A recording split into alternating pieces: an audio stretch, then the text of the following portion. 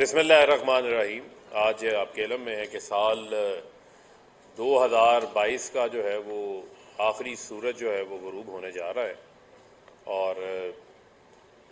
کل نیا سال 2023 کا جو ہے وہ آغاز ہونے جا رہا ہے۔ سال 2022 کے اندر آپ کے علم میں ہے کہ جو پاکستان کے اندر ہوا، جو پچھلے 8 ماہ سے پاکستان نے رجیم چینج سازش کے جو اثرات ہیں وہ آپ کے سامنے آئے، وہ کسی سے جو ہے وہ ڈھکا چھپا نہیں رہا، اور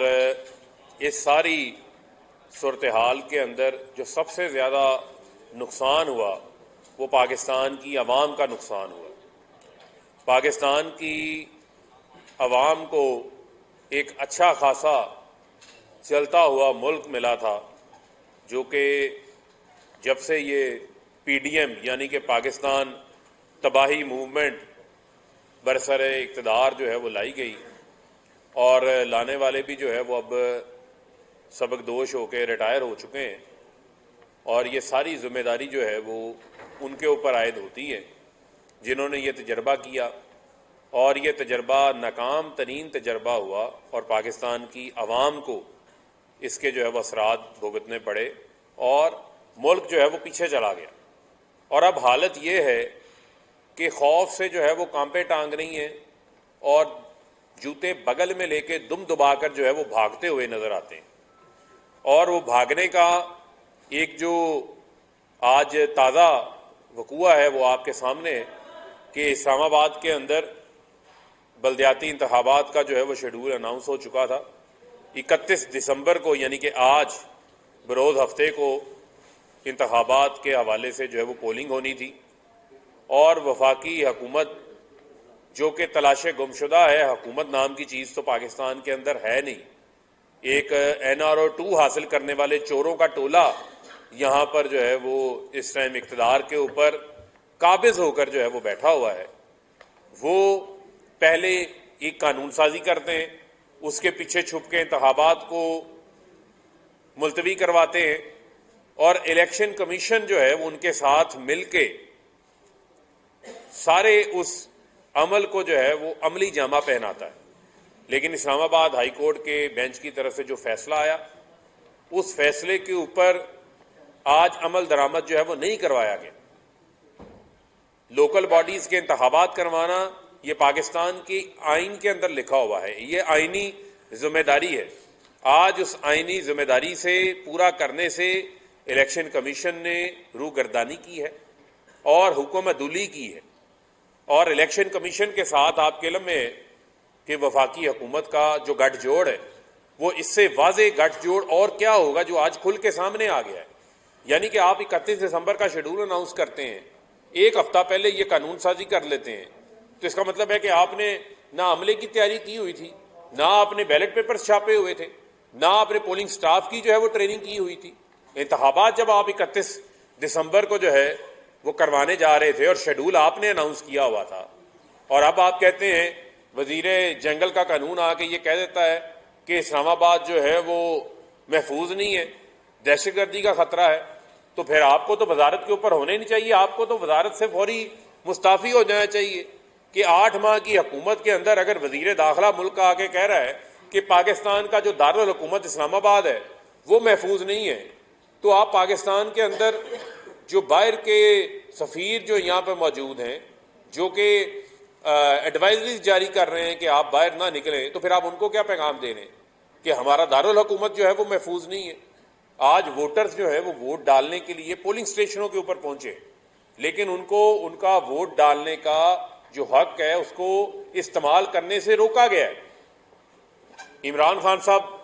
نے بات کی تھی کہ ہم قانونی کارروائی کریں گے، ان کے اوپر تو توہین عدالت کے نوٹسز ہو گئے تھے۔ تو اب ہمیں یہ بھی دیکھنا ہے کہ یہاں پر معیار کیا قائم ہوتا ہے، یہاں پر بھی کوئی توہین کی کارروائی جو ہے وہ شروع ہوتی ہے آگے، یہ ایک بڑا سوال ہے۔ اور میں سمجھتا ہوں کہ اسلام آباد ہائی کورٹ کے حکم کی نافرمانی کی گئی ہے، اور اس حوالے سے ہم تو توہین عدالت کی آج درخواست بھی باقاعدہ طور کے اوپر آج ہم نے جمع کروا دی ہے، اور اس کے اوپر اب یہ بڑا واضح میں سمجھتا ہوں کہ یہ ایک اب دیکھنا ہوگا کہ کیا پاکستان کے اندر جو ہے وہ ایسے ہی عدالتی احکامات کی جو ہے وہ ان کو ہوا میں اڑاتے رہیں گے یا ان کے اوپر عمل درآمد کروائیں گے. یعنی کہ کوئی ایفرٹ ہی نظر نہیں آئی، بلکہ ڈٹائی کے ساتھ یہ بات کہہ دی گئی کہ ہم انتخابات کروانے کے قابل ہی نہیں ہیں. وہ وزیر جنگل کا قانون کہہ رہا ہے کہ جی 6 مہینے نہیں ہو سکتے انتخابات. الیکشن کمیشن جو ہے وہ بی ٹیم بنا ہوا ہے حکومت کی. تو یہی وجہ ہے کہ ہم نے پہلے بھی کہا تھا کہ ہمیں اس الیکشن کمیشن کے اوپر تحفظات ہیں.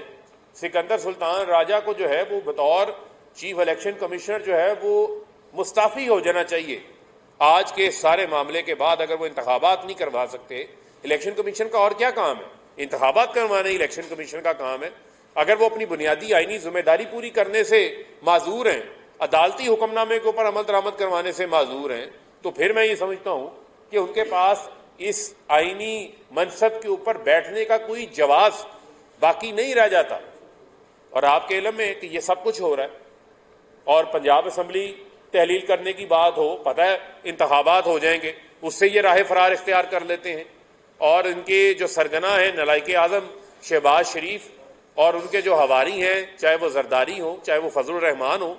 چاہے وہ ان کے ساتھ موجود دیگر ان کے اتحادی ہوں، سب کی موجیں لگی ہوئی ہیں. سب کہہ رہے ہیں کہ جناب یہ تو لوٹ میلہ لگا ہوا ہے، NRO 2 سب کو ملتا جا رہا ہے، مقدمات ان کے جو ہیں وہ معاف ہوتے جا رہے ہیں. یعنی کہ اعظم سواتی کی ضمانت نہیں ہوگی. اعظم سواتی کا کیس سننے والا جج جو ضمانت محفوظ کرتا ہے ان کا تبادلہ کر دیا جاتا ہے، اور اس کے اوپر بھی کسی قسم کا نظام عدل جو ہے اس کے اوپر بھی کوئی نوٹس نہیں ہوتا. اور ان کو جو ان کا انصاف فراہم کرنے کا جو ان کا بنیادی حق ہے، رائٹ ہے، جو ان کو ملنا چاہیے وہ بھی ان کو ملتا ہوا جو ہے وہ نظر نہیں آتا. اس کے اوپر تو یہ تمام یکسو ہو کے کام کرنے لگ جاتے ہیں. لیکن جہاں پر اعظم سواتی کے حقوق کی بات آتی ہے تو ضمانتیں مسترد ہو جاتی ہیں. 4 سال جو لوگ مفرور رہتے ہیں، جو کرپشن کے کیسز میں جنہوں نے ملک کو نقصان پہنچایا، ان کو حفاظتی ضمانتیں مل رہی ہیں اور وہ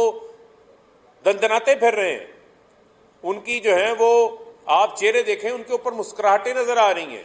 یعنی ملک کا نقصان ہو گیا، پاکستان کی عوام کا نقصان ہو گیا، لیکن یہ جو ہے وہ دندناتے پھر رہے ہیں.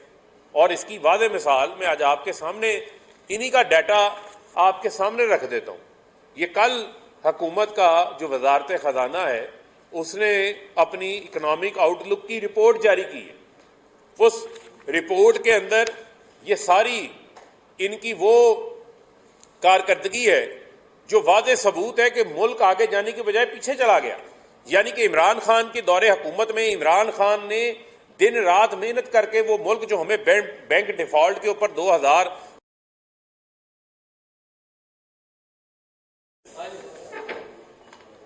بسم اللہ الرحمن الرحیم